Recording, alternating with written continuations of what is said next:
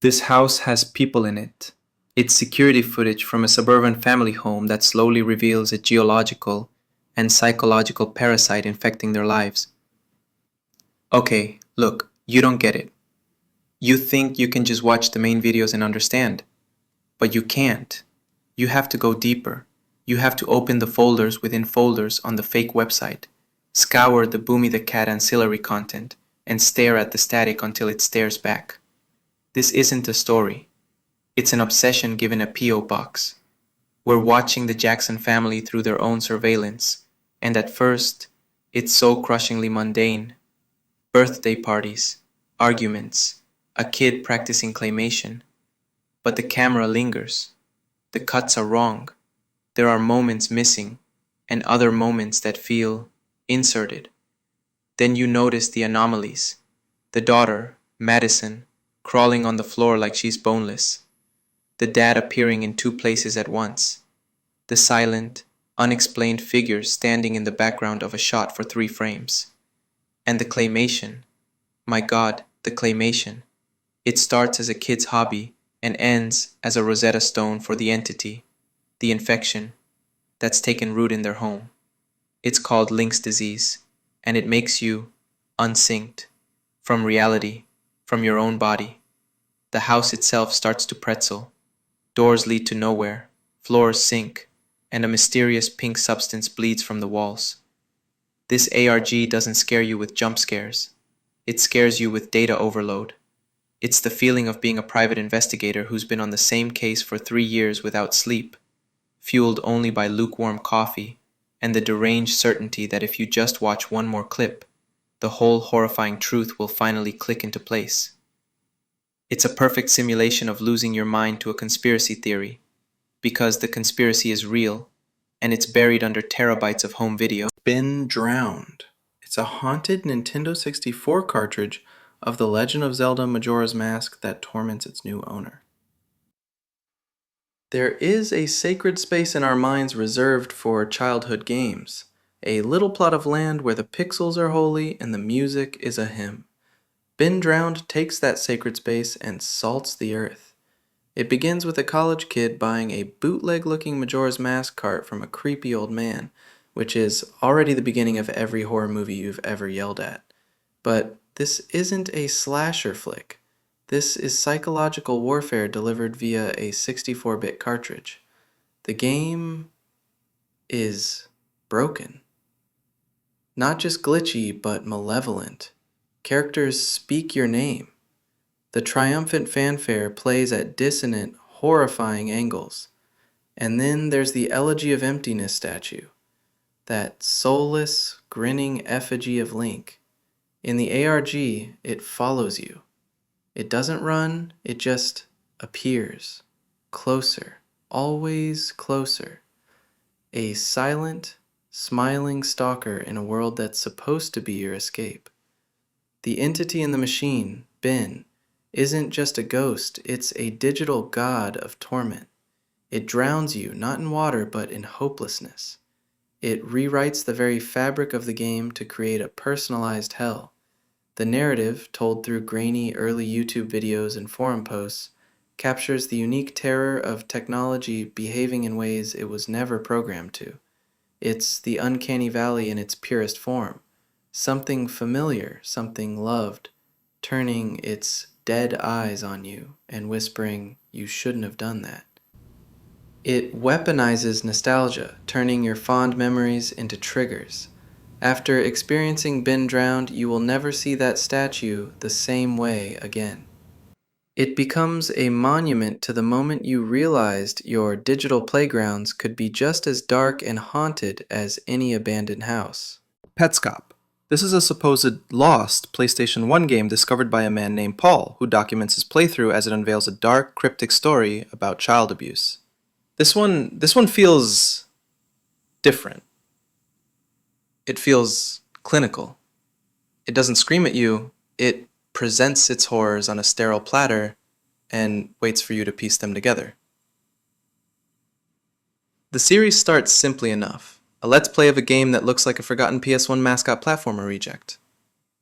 Cutesy character catching weird little pets. Paul, the narrator, explains he found a note with the game, providing a code.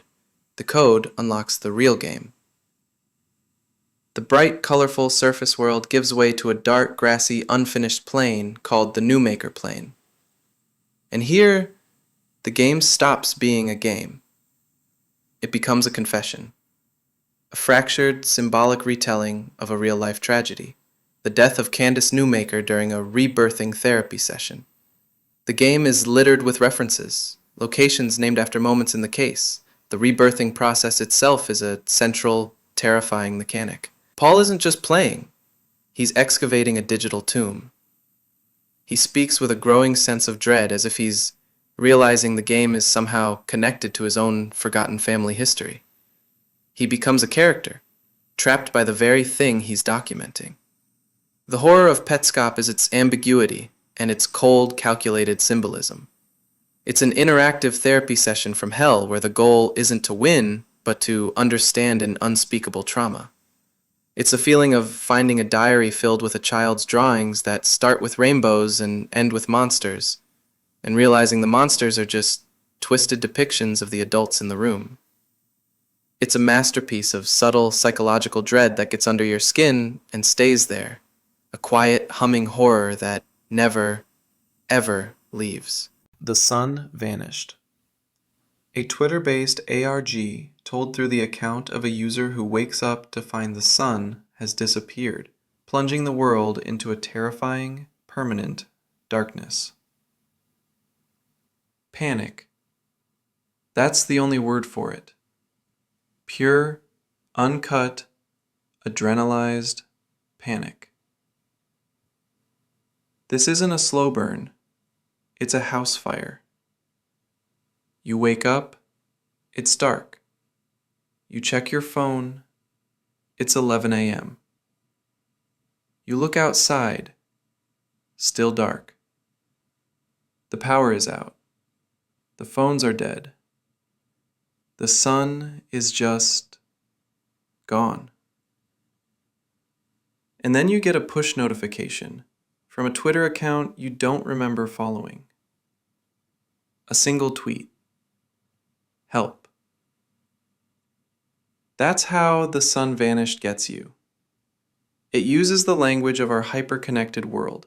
Social media updates, short videos, blurry photos, to tell a story of absolute disconnection. The narrator is just some guy, trapped in his house. His only window to the world, a fragile internet connection.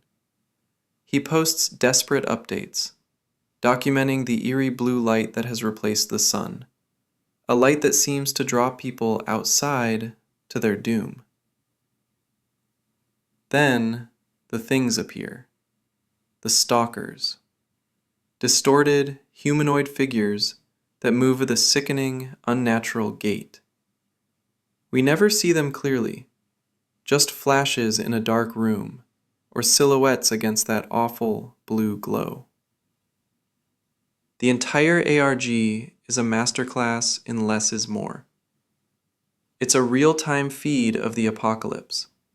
You're not watching a movie, you're doom-scrolling the end of the world alongside the protagonist. Every garbled emergency broadcast, every desperate poll asking, "Should I risk going outside for food?" Every shaky video of something moving in the distance. It feels terrifyingly, plausibly real. It taps into that primal fear of the dark, but updates it for the 21st century. The monster isn't just what's outside, it's the silence, the isolation, and the slow, creeping realization that no one is coming to help. Daisy Brown.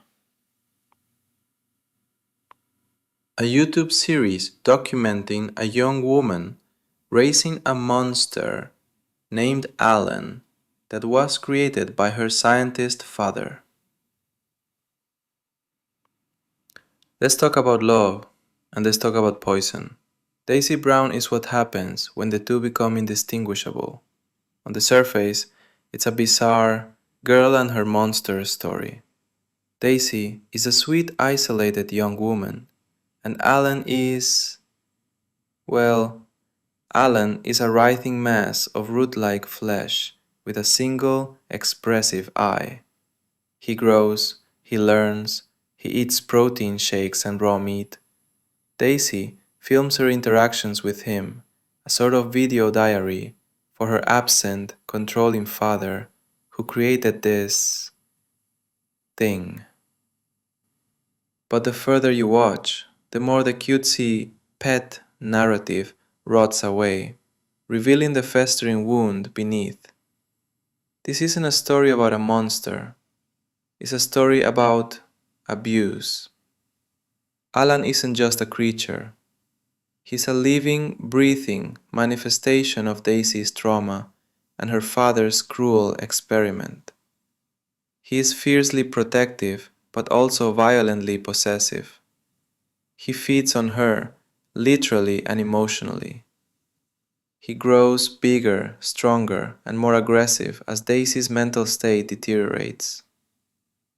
The videos become less about Alan's growth and more about Daisy's captivity. Her smiles become strained, her songs for Alan become pleas for help. This ARG is a slow, agonizing descent into codependency and inherited sickness. It's watching someone try to love the very thing that is destroying them, because it's all they have. The true horror isn't the monster's appearance, it's the quiet, heartbreaking realization that Daisy is trapped in a cycle she cannot escape, a prisoner in her own home, tasked with nurturing her own jailer. It's a profoundly sad, deeply unsettling tragedy that masquerades as a creature feature. Everyman Hybrid, a group of friends creating a fitness web series who find themselves haunted by Slender Man and a host of other malevolent entities. You want a tangled web? I'll give you a goddamn cat's cradle woven by a spider on acid. Everyman Hybrid starts as a joke, a bunch of dudes making a parody of a fitness show. Then Slender Man shows up. But hold on. Don't you dare click away thinking this is just another Slender vlog. That's just the appetizer. The hosts Vinny, Jeff, and Evan are dragged into a decades-old curse. Their lives become a chaotic vortex of found footage, hidden messages, and cross-country flights from things that have no right to exist. This isn't just Slender Man. Oh no, that would be too simple. They bring in the rake. They get stalked by a disembodied voice named Habit, a genuinely terrifying, scenery-chewing villain who possesses their friends and orchestrates their suffering with sadistic glee. Habit is not a tall, silent figure in the woods. He's a cackling, manipulative demon who loves 80s music and psychological torture. The ARG sprawls across YouTube, Twitter, and even real-world locations, creating a dense, almost impenetrable mythology, connecting the hosts' families to a series of child murders and a pact with these dark forces. Following Everyman Hybrid is like trying to assemble a 10,000-piece jigsaw puzzle during an earthquake. It's messy, it's sprawling, and it's utterly relentless. It captures the feeling of being a small, insignificant human caught in a war between gods and monsters you can't possibly comprehend. It's the grand, chaotic opera of the Slenderverse, a testament to how deep a rabbit hole can go when you just keep digging. I am Sophie, a lifestyle vloggers channel that slowly descends into a psychological thriller about identity theft, a mysterious corporation, and a dark online game. Oh, you thought this was about a haunted vlogger. Cute, you sweet summer child. I Am Sophie isn't a ghost story. It's a vivisection of you. Yes, you, the audience. It starts with Sophie, a bubbly, generic, rich girl vlogger. She's blandly perfect. Then she's replaced. An identical woman named Lara takes over her life, her channel, her identity, and Sophie is relegated to a dark, second channel, pleading for help. A classic doppelganger story, right? Wrong. That's just the first layer of the onion, and we're heading for a rotten core. This isn't about Sophie versus Lara. This is a meticulously crafted social experiment run by a brilliant, sadistic puppet master. The entire thing, the cryptic clues, the fake company Housine, the mysterious game that seems to drive its players to madness, it's all designed to manipulate the audience.